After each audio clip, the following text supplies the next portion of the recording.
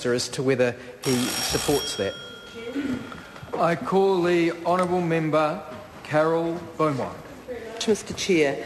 Mr Chair, I rise to speak to Part 2 of the Financial Markets Regulators and Kiwisaver Bill, and obviously Part 2 is particularly about the Financial Markets Authority and its objectives and functions and the like.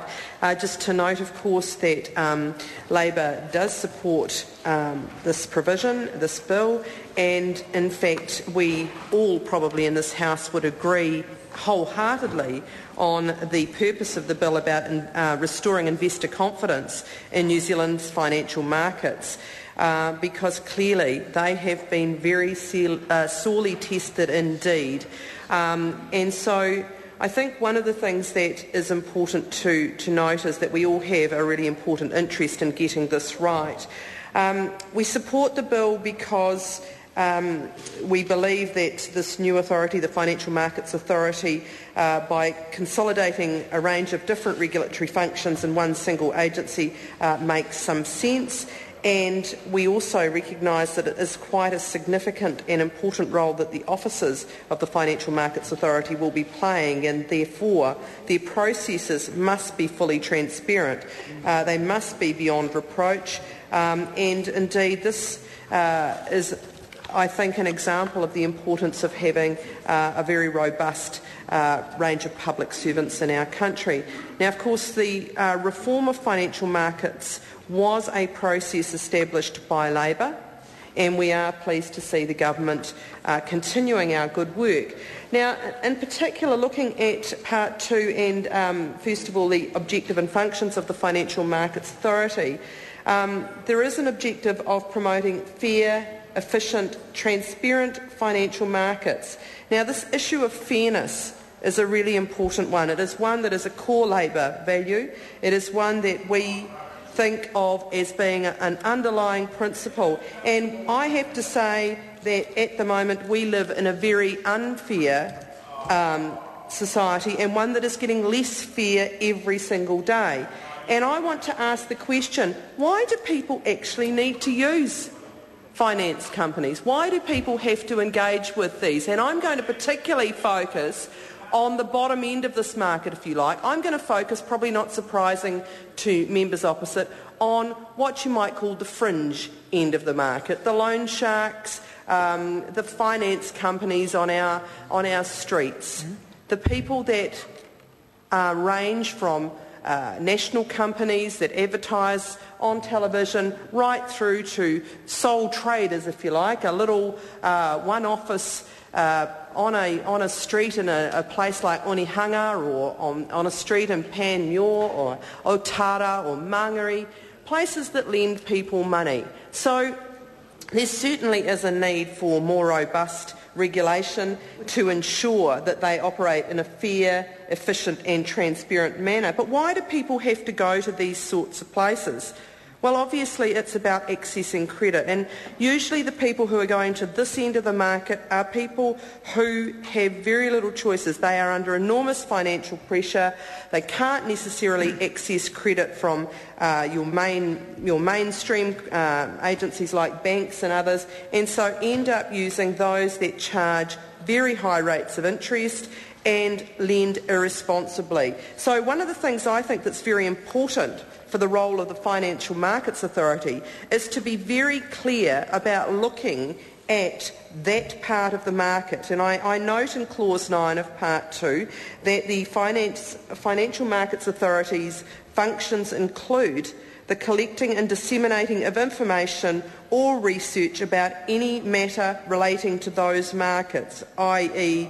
the financial markets. So one of the things I would say is that we do need to make sure that we look across the range of providers in the financial market and continue to put some light on this end of the market, the fringe end of the market. So that's the first question that I'd be asking the Minister, to say whether or not the government is committed in this area. And I have to say that it was very disappointing when my members' bill that I put up and worked hard with Charles Chauvel on was defeated by National and ACT voting against it, despite it being a genuine attempt to deal with a part of our financial markets. So I would suggest that actually looking at and giving the Financial Markets Authority some responsibility to look at questions like excessive interest rates and how we might control it. Mr Chair.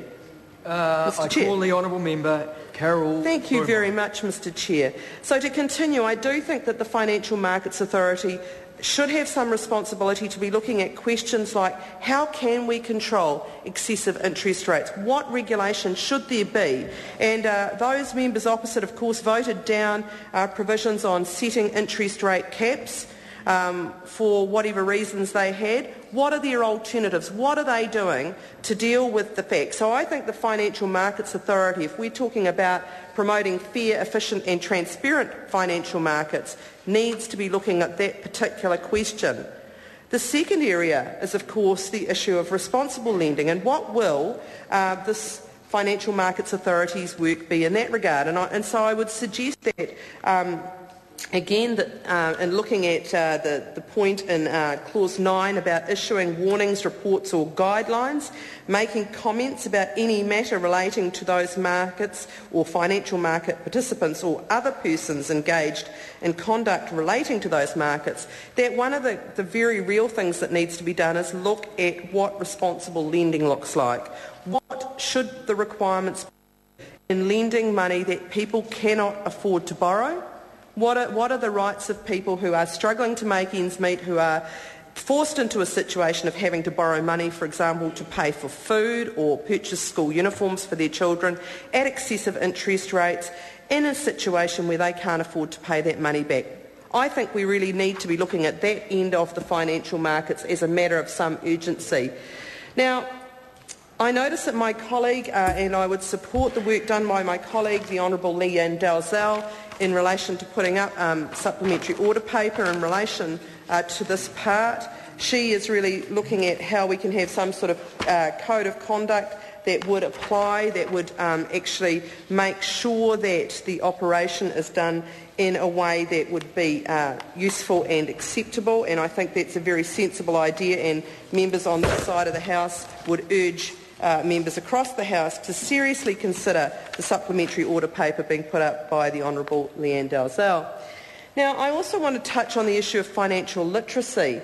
Now, I absolutely think that this is something that the Financial Markets Authority should have as a core function, that they have a core responsibility to educate. Now, when I did a lot of work on the issue of loan sharks and about talking at fringe lending, a lot of people out there said to me, we need to improve financial literacy. And in fact, members opposite waxed lyrical about it's a matter of financial literacy, that one of the ways we can deal with these people at that end of the market is to make sure that consumers know what they're getting into, consumers know their right, consumers know what is unacceptable and things like how interest rates work and compounding interest rates and all the rest of it. Well, here's the time, people, to really look at sitting up there and doing something to improve the work in relation to an educational function for the Financial Markets Authority.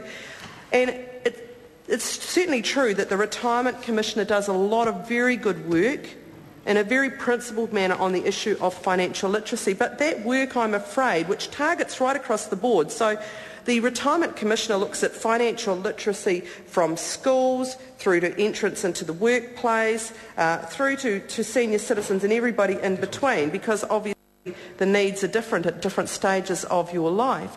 But a lot of that work and a lot of the very good work and resources developed by the Retirement Commissioner have in fact not rolled out as significantly as they should do due to lack of funding. So I do think that there's a really important role here for the Financial Markets Authority in ensuring that that good quality, independent, if you like, financial literacy work that targets people at different life stages is rolled out and is monitored and developed, because that will make a difference to consumers' experience of dealing with financial markets. So I do think that that is an area here where we need to beef that up and make sure that the responsibility is much more strengthened than it currently is in Part 2 of this bill.